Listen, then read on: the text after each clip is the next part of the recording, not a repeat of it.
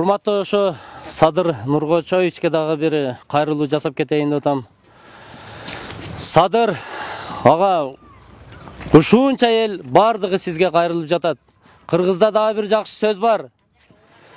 Байлар акыйкаттан качып жүрсө, кедейлер акыйкатты издеп жүрөт дейт. Ушунча элдин бардыгы акыйкатты гана эңсеп турган мезгили азыр. Анан ушундай бир ушу спортсмен балдарга да кайрылып кетким келип турат да. Бая Кыргызда ушундай бир жакшы, ушунчалык жакшы макалдар бар экен. Жакшы жигит эл камын ойлойт, жаман жигит өз камын ойлойт дейт. Айланайын спортсмендер, эгер ошондой күчүңөр ашып ташып аткан болсо, келиңиздер. Кандайдыр бир бандиттин укугун коргоп, ошонун тамагын ичип, ошого көз каранды болгондон көрө ушу жигит болсоңор келгилечи. Бардыгыбыз биримдик менен ушундай элибиз үчүн жаныбызды аябастан элибизди коргой турган бололучу. Келгиле айланайын. Бая бакыргандын баары эле батыр эмес дейт, балпайгандын баары эле батыр эмес дейт. Келгиле, урматтуу спортсмендер, ушундай бир бандиттерди коргоп атканыңарга мен ушунчалык нааразымын. Бая кузгун болуп көп жашагыча, кыран болуп аз жашаган артык дейт. Мына карагыла, бардыңар ушу спортсмендер, келгиле. Бир муштумга түйүлөлүк, кыргыз элибизди сактап калалы. Ошо кыргыз элибиз үчүн күрөшөлүк бардыгыбыз. Келиңиздер, урматтуу кыргыз элим. Эч качан бир жаман жолго барбайлык. Бөлүнүү жарылуу дегенге эч качан жол бербейли. Мына 10 январда боло турган шайлоодо бардыгыбыз бир чындык үчүн чыркырап, бир жакшынакай таза шайлоо өткөрүп берсеңиздер, ушу Адахан Кимсанбаевди шайлап алалы. Үмүт бир гана ушул Адахан Кимсанбаевичте калды. Келиңиздер. Бир баштан, бир жакадан баш чыгарайлы, бир жеңден кол чыгаралы. Бардыгыңыздарды ушу спортсмендерди, элди, кыргыз элин бардыгын ынтымакчылыкка чакыралы. Бөлүнүү жарылууга барбайлык. Урматтуу Садыр Нургочоевич, дагы бир жакшы сөз бар. Такка чыккан бака сазга секирет дейт. Мына алдыда мурунку болуп өткөн президенттик шайлоолордо баягы президенттерибиздин бардыгы такка чыгып алып, кайра бардыгы сазга секирди. Анан эми бир дагы бир жакшы макал бар. Ат куйругуң армасаң суудан өтөрсүң дейт. Ит куйругуң армасаң сууга чөгөрсүң дейт. Урматтуу Садыр аке, сиз азыр аркаңызда жалаң иттердин куйругун кармап келатасыз. Жакынкы мезгилде сиз ушу дагы ошо сууга чөктүрүп өлтүрөт ошол аркаңыздагы. Анан эми жигиттер, дагы ушундай бир жакшы макал бар да. Жакшы жигит дейт, малын сатат, элин катат дейт. Жаман жигит малын катат, элин сатат дейт. Келгиле, урматтуу жигиттер, бардыгыбыз намысыбызга келели дагы ушундай бир даяр кандидат ушу Адахан Кимсанбаевичти шайлап алалы. Урматтуу кыргыз элим, алдыда ушунчалык бир жаман күндөр күтүп турат бизди. Бир башка мамлекеттерге, башка бир ит кушка жем болбойлук. Барыңыздарды ынтымакчылыкка чакырам. Келиңиздер. Урматтуу кыргыз элим, саламатсыздарбы? Биз азыр өтө орчундуу маселеде өзүбүздүн тагдырыбызды өзүбүз чече турган мезгил болуп турат.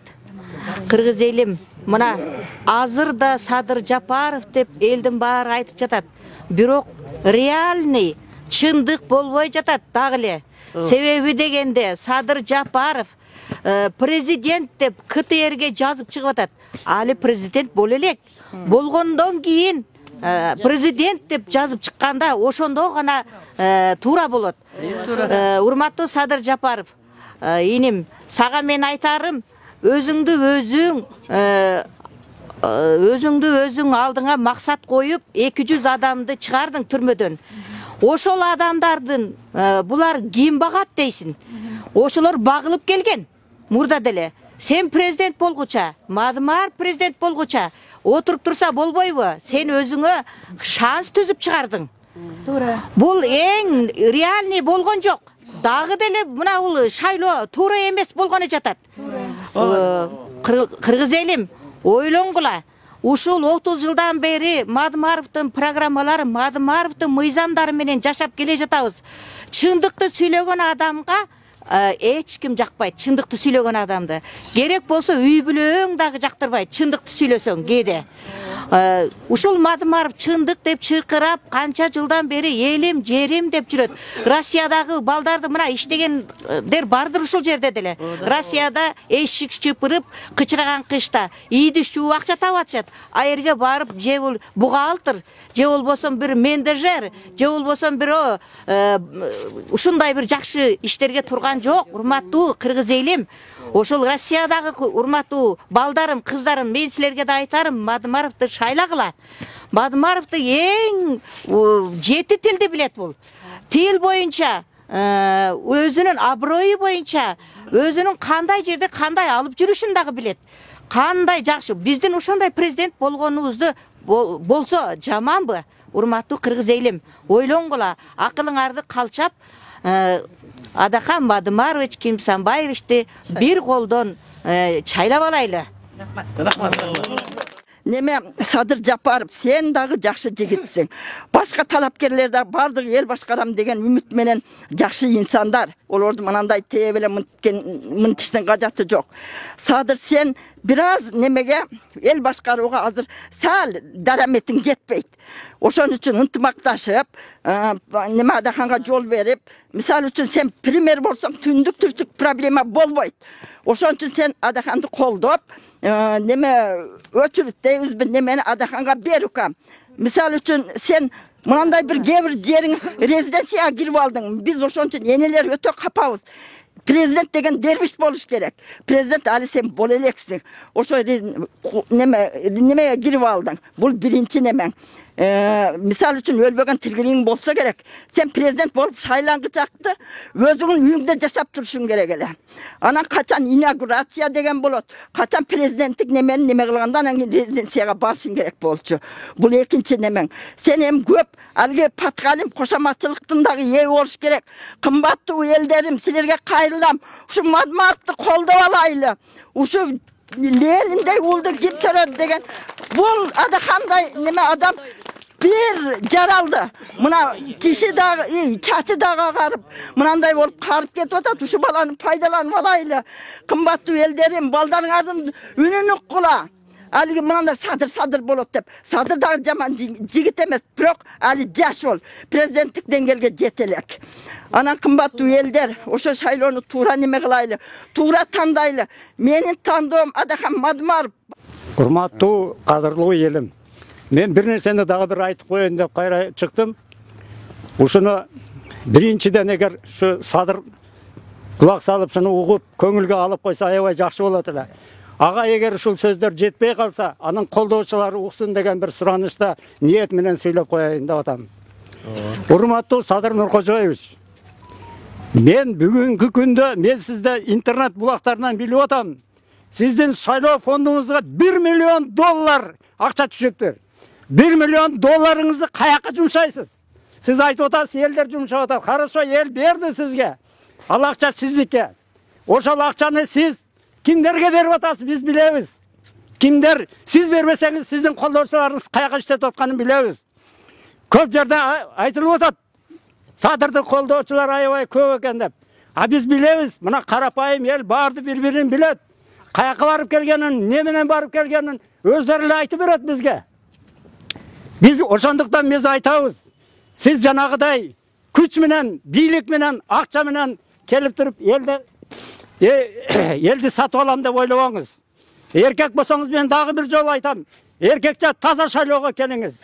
Сизден сураныч, топтолгон $1 миллион ушул тапта больницага барыңыз, акчасы жок. Өлүм алдында жаткандар бар.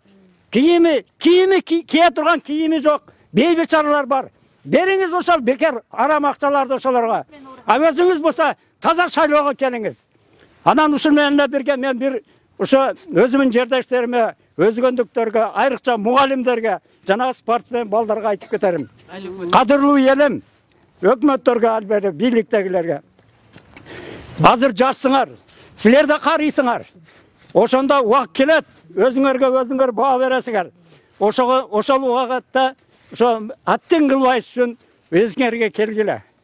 Эми азыр мен билем, баарына акча керек. Но акча бүгүн бар, эртең жок. Акча алган акчаңарды ошол өлчөп көргүлөчү. Бир койдун пулуна жетпейт, кадырыңы бир койго сатып атасың. ал менен бирге бала чакаңдын келечегин сатып атасың.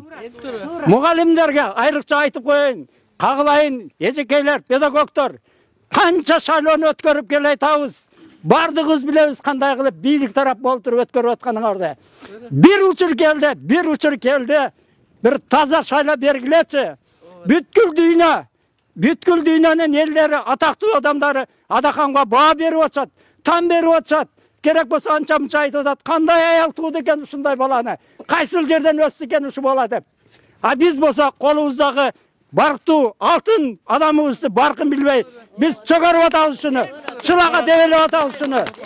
Элим, угуп койгула, спортсмендер, эртең карыйсыңар силер дагы. Бала чакаңардын келечегин ойлогула, түз жолго баскыла, алданмагыла. Muhallimler de kutlusunda kılıla. Yok degende ömrüңөрde bir soğuk iş kılıp koygula. Aktık için, adaletlilik için. Молодец.